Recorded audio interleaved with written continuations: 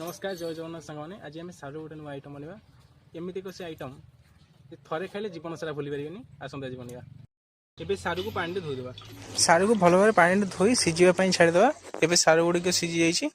तार भल भाव चोपा छड़ेदेवा सारू को चोपा छड़ेला भल भाव तेंतुली और लुण देकी भल भाव चकड़ीदेवा टी मिस्टेक होगा मुझे लुण पकड़ भूली जाती लुण पकई भल भाव चकड़ीदेवा सारू भर्ता एवं रेडी बघाड़ा एवं किछिटा नीम पत्र एवं कढ़ई में भाजी नवा पत्र गुड़ा भाजी जाइए काढ़ीदेवा